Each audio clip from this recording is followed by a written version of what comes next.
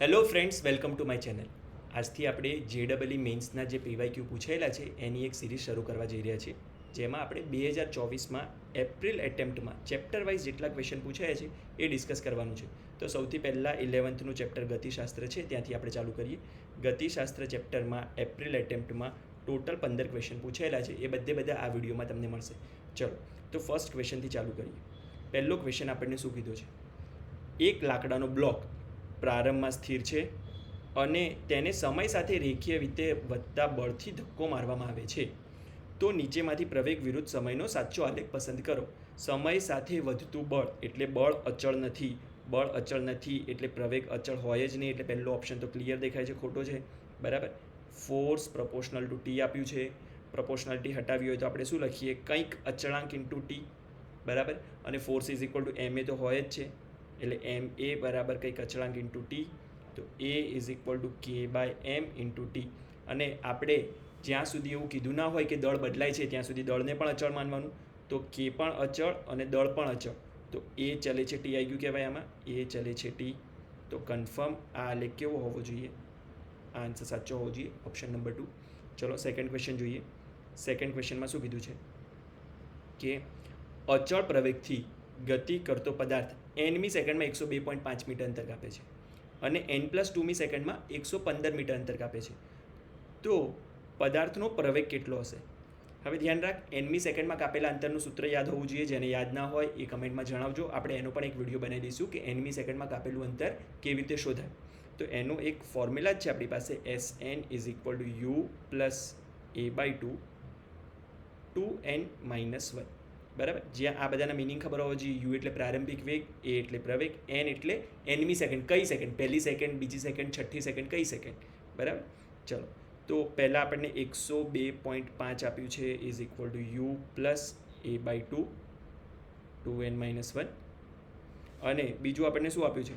115 આપ્યું છે. ક્યારે? જ્યારે n કેટલો થઈ જાય, મતલબ કઈ સેકન્ડ? n+2મી સેકન્ડ. n+2મી સેકન્ડ એટલે આપણે અહીંયા શું મૂકવાનું? 2n+2 -1. બરાબર. તો આને સોલ્વ કરીશું એટલે શું આવશે? u plus a/2. અહીંયા શું આવશે બેટા? 2n+4 -1 એટલે કેટલું બની ગયું? u plus a/2 2n+3. બરાબર. આ પ્રવેગ છે a/2. હવે આપણને યુ પૂછ્યો હોય તો યુ પણ મળી જાય અને પ્રવેગ પૂછ્યો હોય તો પ્રવેગ પણ મળી જાય, પણ આપણને યુ વિશે કોઈ ચર્ચા નથી કરી એટલે યુને આપણે એલિમિનેટ કરી દઈએ. આમાં કેવી રીતે કાઢીશું યુને? આ સમીકરણમાંથી આ સમીકરણ આપણે માઇનસ કરી દઈશું. તો જો આપણે એમ કહીએ 115 ઓછા 102.5 must be equal to you cancel થઈ ગયા. આ સમીકરણમાંથી આ માઇનસ કરી દઈશું એટલે યુ તો ઉડી જશે. a/2ને ડાયરેક્ટલી કોમન લઈ લઈએ. જો a/2 કોમન લઈ લીધો તો 2n+3 માઇનસ 2n+1. આ માઇનસ માઇનસ પ્લસ થઈ જશે ને. બરાબર. તો આ કેન્સલ આઉટ થઈ ગયું એટલે અહીંયા કેટલા વધ્યા બેટા? 12.5 ઇઝ ઇક્વલ ટુ a/2 અને બ્રેકેટમાં કેટલા? 4. તો આનું સોલ્યુશન શું થશે? 12.5 ઇઝ ઇક્વલ ટુ 2a. બરાબર. તો પ્રવેગ કેટલો થઈ ગયો? 12.5 ભાગ્યા 2 એટલે કેટલો આવી ગયો? 6.25 મીટર પર સેકન્ડ સ્ક્વેર. આ સાચો જવાબ હોવો જોઈએ, 6.25. બરાબર. નેક્સ્ટ ક્વેશ્ચન જો. નેક્સ્ટ ક્વેશ્ચનમાં શું કીધું છે? જો આપણને એવું કીધું છે આ ક્વેશ્ચનમાં, XY સમતલમાં ગતિ કરતા પદાર્થના યામનું સમીકરણ નીચે મુજબ છે. બંને યામના અલગ અલગ સમીકરણ આપે છે. જો એક્સનું પણ અલગથી ટીમાં સમીકરણ આપ્યું છે અને વાયનું પણ ટીમાં અલગથી સમીકરણ આપ્યું છે. અને ક્વેશ્ચનમાં શું પૂછ્યું છે? કણની ગતિ કેવી હશે? એટલે કણની ગતિના શેપ વિશે આપણને આઈડિયા લેવાનું કીધું છે. પ્રવેગિત હશે કે નિયમિત વેગથી હશે કે અનિયમિત પ્રવેગથી હશે? તો પહેલાં તો બંનેના આપણે પ્રવેગ શોધી લઈએ. તો એક્સની સમીકરણ આપેલી છે આપણને 2 + 4t. તો વેલોસિટી ઇન એક્સ ડાયરેક્શન કેટલી થશે? આનું એક વખત વિકલન કરીએ એટલે 4. અને પ્રવેગ ઇન એક્સ ડાયરેક્શન કેટલું થશે? આનું એક વખત વિકલન કરીએ એટલે 0. બરાબર. અને વાય ડાયરેક્શનની સમીકરણ શું આપી છે આપણને? 3t + 8t². બરાબર. આનું એક વખત વિકલન કરીએ એટલે વેલોસિટી ઇન વાય ડાયરેક્શન મળશે એટલે 3 + 16t. અને એક્સેલરેશન ઇન વાય ડાયરેક્શન કેટલું મળશે? 16. તો આપણને એ તો ખબર પડી ગઈ કે એક્સમાં પ્રવેગ નથી પણ વાયમાં તો પ્રવેગ છે જ, એટલે નિયમિત વેગ તો નથી જ. નિયમિત વેગ નથી એટલે નિયમિત અને સીધા રેખ. ઓપ્શન નંબર 3 તો કેન્સલ થઈ ગયો. ઓપ્શન નંબર 1 જો અનિયમિત પ્રવેગ હશે. અનિયમિત પ્રવેગનો મતલબ શું થયો? અનિયમિત પ્રવેગ એટલે સમય સાથે પ્રવેગ બદલાતો હોય. તો આમાં તો પ્રવેગ જ નથી અને આમાં જે પણ પ્રવેગ છે સમય સાથે બદલાતો નથી, એટલે ફર્સ્ટ ઓપ્શન પણ આપણને ક્લિયર દેખાય છે, ખોટો છે. બરાબર. તો વધ્યો સેકન્ડ અને ફોર્થ. સેકન્ડ ઓપ્શન શું છે? નિયમિત પ્રવેગિત અને સીધી રેખા પર હશે, સુરેખ પથ પર. અને આમાં શું લખ્યું છે? નિયમિત પ્રવેગિત અને પરવલય પથ પર. હવે પથ વિશે જ્યારે ચર્ચા કરી હોય ત્યારે આપણને ખ્યાલ હોવો જોઈએ કે એક્સ ટી અને વાય ટીની સમીકરણની આપણને જરૂર ના હોય. આપણને શેની જરૂર હોય? વાય અને એક્સ વચ્ચેના સંબંધની જરૂરત હોય.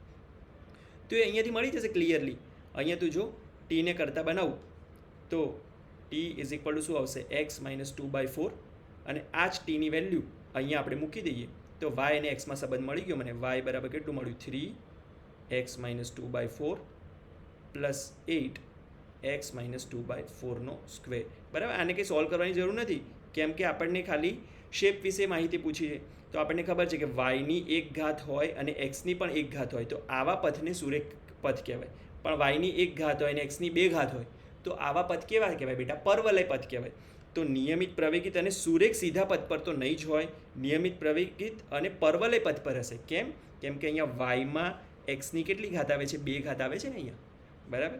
એટલે આપણને અહીંયાથી ખબર પડી ગઈ કે આ ફોર્થ ઓપ્શન ઇઝ કરેક્ટ. પછી જો ચોથો ક્વેશ્ચન, એકદમ સિમ્પલ ક્વેશ્ચન. આ તો બેટા બોનસ માર્ક્સ કહેવાય. એક સાયકલ સવાર 2 કિલોમીટર ત્રિજ્યાવાળા વર્તુળાકાર ગ્રાઉન્ડ પર પી બિંદુથી એસ બિંદુ સુધી તેના પરિઘ પર ગતિ કરે છે, તો તેનું સ્થાનાંતર કેટલું હશે? બરાબર. એટલે પીથી એસ સુધી આવી રીતે ગતિ કરે છે. આપણને સ્થાનાંતર પૂછ્યું એટલે ઇનિશિયલ પોઈન્ટ અને ફાઇનલ પોઈન્ટ વચ્ચેનું અંતર. એટલે આપણે શું કહીશું કે ભાઈ આને આપણે જોઈએ કે આટલું અંતર આપણે શોધવાનું છે. આની ત્રિજ્યા આપેલી છે કેટલી? 2 કિલોમીટર. એટલે આ 2 કિલોમીટર હશે અને આ 2 કિલોમીટર હશે તો ઓફકોર્સ આ કેટલું થઈ જશે? આ થઈ જશે 2√2 કિલોમીટર. 2√2માં આન્સર નથી આપે, બધા રૂટની અંદર આપેલા છે. એટલે આ 2ને અંદર લઈ લઈશું એટલે 4 × 2 એટલે કે √8 કિલોમીટર આન્સર હોવો જોઈએ. બરાબર. આ કરેક્ટ આન્સર હશે. ફિફ્થ ક્વેશ્ચન જો. ફિફ્થ ક્વેશ્ચનમાં શું કીધું છે આપણને કે એક બસ સીધા હાઈવે પર 72 કિલોમીટરના વેગથી ગતિ કરે છે. બરાબર. અને તેને બ્રેક લગાવીને 4 સેકન્ડમાં ઊભી રાખવામાં આવે છે. બ્રેક લગાવીને 4 સેકન્ડમાં ઊભી રાખી. જો આ દરમિયાન પ્રતિપ્રવેગ અચળ હોય, કહી દીધું કે પ્રતિપ્રવેગ અચળ લેવાનો છે, તો બસ દ્વારા આ સમયગાળામાં કપાયેલ અંતર ખાલી જગ્યા મીટર હશે. જો આમાં ગતિના લગભગ બંને સમીકરણનો યુઝ થઈ જશે.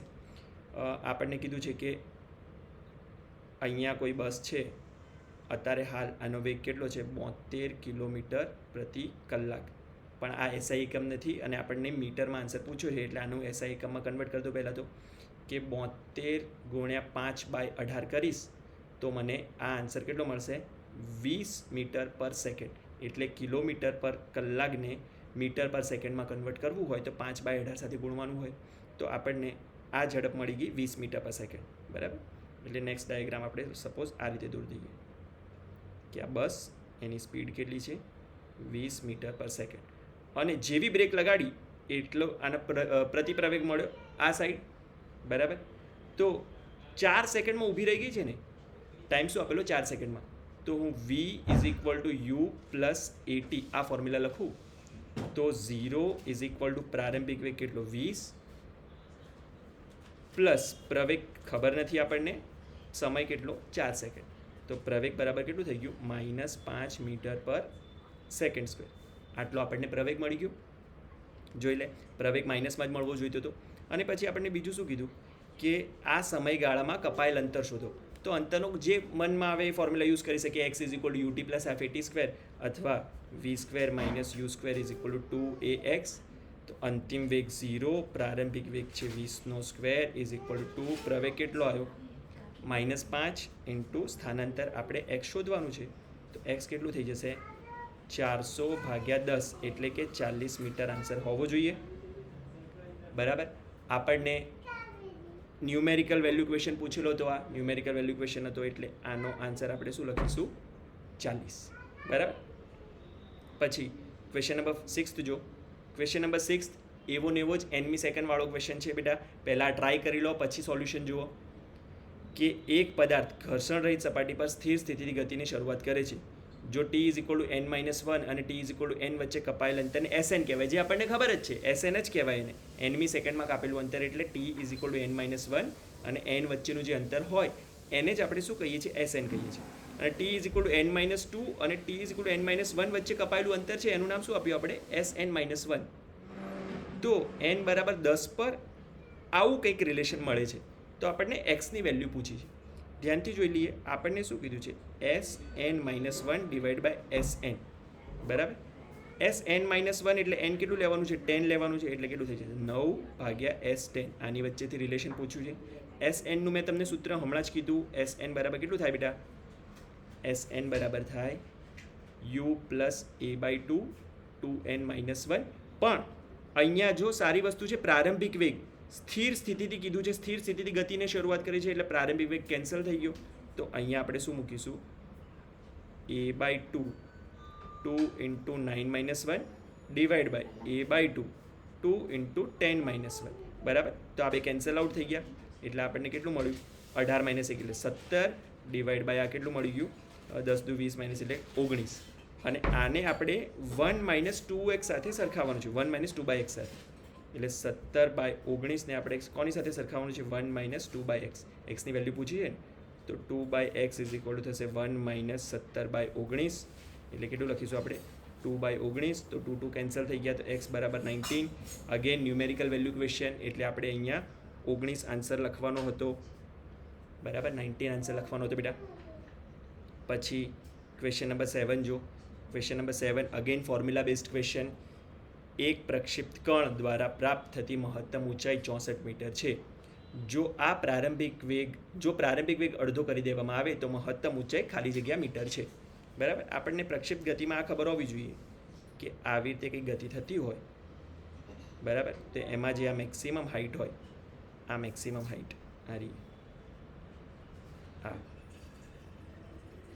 આ હાઇટનો ફોર્મ્યુલા શું થાય? u² sin² θ/g. આ ફોર્મ્યુલા છે આપણી પાસે 2g. u² sin² θ/2g. બરાબર. હવે તું ધ્યાનથી જો. આપણને ક્વેશ્ચનમાં એવું કંઈ કીધું નથી કે પ્રક્ષિપ્ત કોણને તમે ચેન્જ કરો, એવું ક્વેશ્ચનમાં કીધું જ નથી. આપણને શું કીધું છે કે પ્રક્ષિપ્ત વેગ છે, આ વેગ એને અડધો કરવાનો છે. એટલે ક્લિયરલી g તો બદલાવાનું નથી, થીટા પણ બદલાવાનું નથી. તો h ચલે છે u² લખી શકીએ આપણે. h ચલે છે u². તો h પહેલાં 64 હતો ઇઝ ઇક્વલ ટુ u². પછી h કેટલો છે? h'. ત્યારે વેગ આપણે કેટલો થઈ ગયો? u/2 થઈ ગયો, આપણે એમ કહી દઈએ. બરાબર. તો 64 ડિવાઈડ બાય h' કરીએ એટલે પ્રપોર્શનાલિટી હટી જાય. એટલે આપણે શું લખી દઈએ? 1/2 હોલ સ્ક્વેર. બરાબર. 1/2 આ ડિવાઈડ થઈ જાય એટલે ઉપર થઈ જાય એટલે u ડિવાઈડ બાય આ કેટલું થશે? u ડિવાઈડ બાય u/2 એટલે 2 ઉપર આવી જશે અને એનો સ્ક્વેર. એટલે 64 ડિવાઈડ બાય h' બરાબર કેટલું થઈ જશે? 4. તો h' બરાબર 64/4 એટલે કે 16 આન્સર હોવો જોઈએ. બરાબર. અગેન આ ન્યુમેરિકલ વેલ્યુ ક્વેશ્ચન એટલે તમારે અહીંયા શું લખવાનું હતું? 16. અને જેને પ્રપોર્શનાલિટી આવડતી હોય એને તો મોઢે ખબર પડી જાય કે સર વેગને મેં અડધો કર્યો છે અને h ચલે છે વેગનો સ્ક્વેર છે. તો વેગ અડધો થાય તો ઊંચાઈ ચોથા ભાગની થાય ઓફકોર્સ. એટલે 64 હતી, એનો ચોથો ભાગ એટલે 16. ડાયરેક્ટલી આન્સર આવવું જોઈતું હતું. ચલો પછી 8મો ક્વેશ્ચન જો. 8મો ક્વેશ્ચન અગેન બ્રેકિંગવાળા કોન્સેપ્ટ ઉપર, સરેરાશ વેગવાળા કોન્સેપ્ટ ઉપરથી છે. એક ટ્રેન સ્થિર સ્થિતિથી અચળ પ્રવેગી ગતિ કરીને મહત્તમ વેગ 80 km/h પ્રાપ્ત કરે છે. ટી સમયમાં મેળવે છે. બરાબર. ત્યારબાદ ટી સમય સુધી તે અચળ વેગથી ગતિ કરે છે. તો આ સમય ગાળામાં ટ્રેનનો સરેરાશ વેગ કેટલો થશે? અને આ કોન્સેપ્ટ બેટા આપણે ગ્રાફથી જોઈએ તો વધારે ઇઝી પડશે. આપણને ક્વેશ્ચનમાં એમ કીધું છે વેગ અને સમયના રિલેશન આપેલા છે, વેગ અને ટાઈમના રિલેશન. આપણને એમ કીધું કે સ્થિર સ્થિતિથી ચાલુ થાય એટલે 0 વેગથી સ્ટાર્ટ થાય છે અને કોન્સ્ટન્ટલી એનો વેગ વધતો જાય છે. બરાબર. ક્યાં સુધી? કે ટી સમય સુધી વધતો જાય છે. કેટલો થઈ જાય છે? કે 80 km/h થઈ જાય છે. અને એ પછી એ અચળ વેગથી કન્ટિન્યુઅસ ગતિ કરતો જાય. અચળ વેગથી કેટલા સમય માટે? કે 3t ટાઈમ માટે ગતિ કરે છે. બરાબર. ટી વિશે કંઈ આપ્યું નથી પણ ટીની જરૂરત પણ નહીં પડે. આપણને સરેરાશ વેગ પૂછ્યું છે એટલે કુલ સ્થાનાંતર ભાગ્યા કુલ સમય. કુલ સ્થાનાંતરમાં પણ ટી આવશે જો ખબર પડી ગઈ હશે ઘણા બધા લોકોને કે સર વેગ વિરુદ્ધ સમયનો આલેખ આપેલો હોય તો આપણે આ એરિયા ગોતી લઈએ તો ઓફકોર્સ આપણને સ્થાનાંતર મળી જશે અને સીધી રેખા ઉપર જ ગતિ કરે છે એટલે સ્થાનાંતરનું અંતર બધું સરખું જ થશે. તો આ ત્રિકોણનો એરિયા કેટલો થશે? પહેલાં આ ત્રિકોણનો area half into base into height, એટલે હાફ ઇન્ટુ બેઝ છે ટી, આટલું અંતર ટી છે બેટા, ટી સમયમાં 80નો વેગ એણે પ્રાપ્ત કર્યો અને હાઇટ કેટલી છે 80 પ્લસ આટલું અંતર એટલે 3t ગુણ્યા 80 લંબચોરસનું અંતર, એટલે આપણે શું લખીએ 3t ગુણ્યા 80 ડિવાઈડ બાય કુલ સમય કેટલો લાગ્યો? કુલ સમય લાગ્યો આપણી પાસે 4t. તો ઉપર નીચે ટી કોમન લઈ લઈએ તો આ બધું કેન્સલ આઉટ થઈ જાય, તો અહીંયા વધ્યો 40 પ્લસ અહીંયા વધ્યો 8 તરી 24 240 ડિવાઈડ બાય 4 એટલે વી બાર, આ એવરેજ વેલોસિટી સરેરાશ સ્પીડની વાત કરી છે ને આપણને, એવરેજ સ્પીડની વાત કરી છે એટલે આપણે આને આમ લખીશું બરાબર. કેટલું થશે? 280 ભાગ્યા 4 એટલે 70 કિલોમીટર પર અવર આન્સર હોવો જોઈએ બરાબર, 70 કિલોમીટર પર અવર. એટલે આમાં ઓપ્શન 2 કરેક્ટ હોવો જોઈએ બેટા, ઓપ્શન 2. પછી 9મો ક્વેશ્ચન જો. 9મો ક્વેશ્ચન આની પહેલાં પણ એક પીવાયક્યુમાં પૂછાઈ ગયેલો છે બરાબર. એક પદાર્થને ઉર્ધ્વ દિશામાં અમુક વેગથી એક ટાવર પરથી ફેંકવામાં આવે છે ત્યારે તે જમીન પર T1 સમય બાદ પડે છે.